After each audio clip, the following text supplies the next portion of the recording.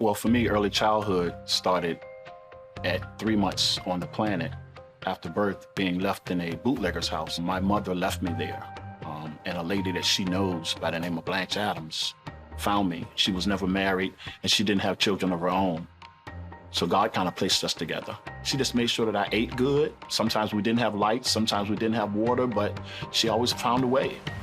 She encouraged me to get involved with the things of God and the things of church. I called her mom. She was the only mother I knew. At age 6, she had a man stand there. He would play with me a little bit and, throw the ball and promise me stuff, bicycles.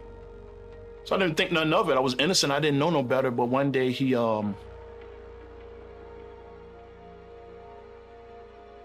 put his mouth on parts of my body that he wasn't supposed to. So he told me that if I told him about it, he would kill me. And when I told Blanche about it, my mama, she didn't do anything. It was no protection. I didn't know if it was for the money. Did she think I was lying? So one night, I had to go through his room to get to the kitchen. So I went to the kitchen to get some water as quiet as I possibly could. And when I turned back around, he was standing in the doorway with his boxers on, telling me, give me a hug. I want to hold you.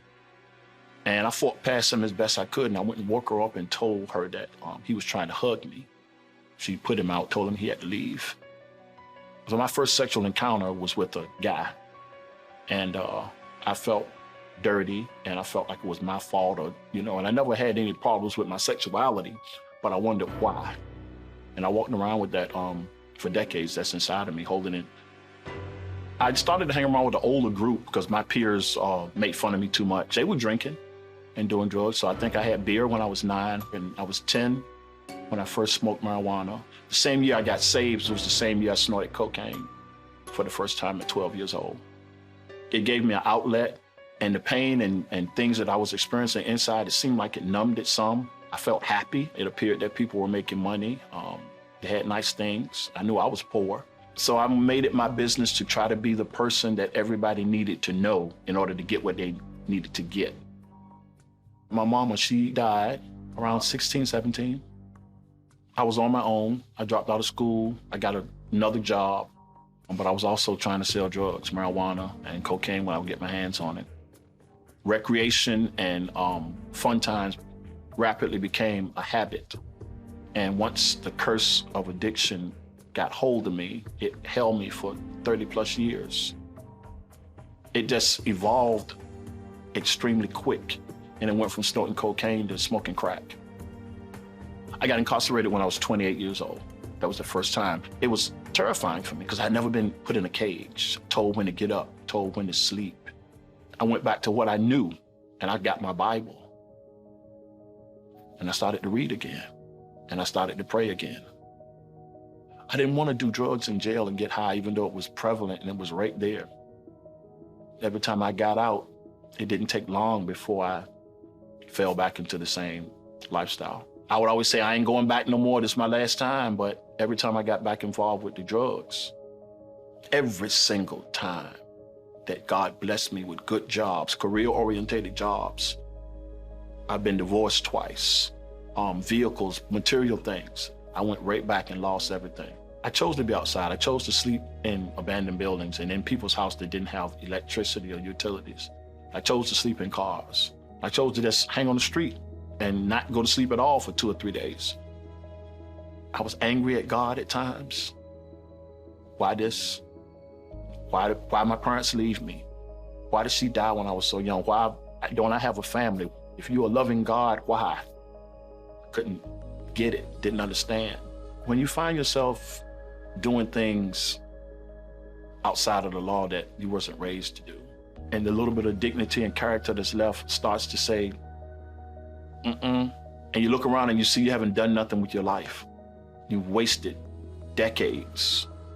When God gives you a moment of clarity, it just makes you think, is this it? Is this how it's gonna end? Was it too late for me to have a purpose and walk in something that was worthwhile? And God gave me a moment of clarity to say, you know what? There's something still in you if you trust me. So I finally got to the point of total surrender, total trust. And I spoke to God as if I'm speaking to you, and if you don't help me and heal me and deliver me, I'm gonna die. I called the Salvation Army a couple of days before. They told me to come in that day, did the intake. Said, God, I can't leave until you fix me. He let me know that this is it, that I'm gonna change you and you're gonna be all right. And it was like the most comforting words in my spirit that I had ever heard in my life. And he just started to minister to me. He let me know that I was his son. He let me know that what I went through was not to hurt me. He let me know that he heard me. He let me know he loved me. The Salvation Army is a 6-month program. Close to graduation, the opportunity to be a Salvation Army soldier became available. I was a soldier for about a year. And then they elected me as the Corps Sergeant Major of the Southampton Roads Croc, which is similar to being like a deacon or assistant pastor. Every day I wake up, God is involved in my life and helping me be involved with something he's doing in some capacity. I got an opportunity a couple of years ago to be in Homeland, which was a series on Showtime. And I wound up being a Secret Service agent guarding the President of the United States. I would tell people that nobody can take you from the crack house to the White House but Jesus.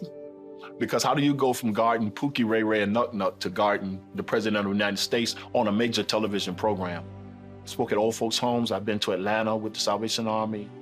So I've marched in the Grand Illumination Parade as a representative of Christ through the Salvation Army.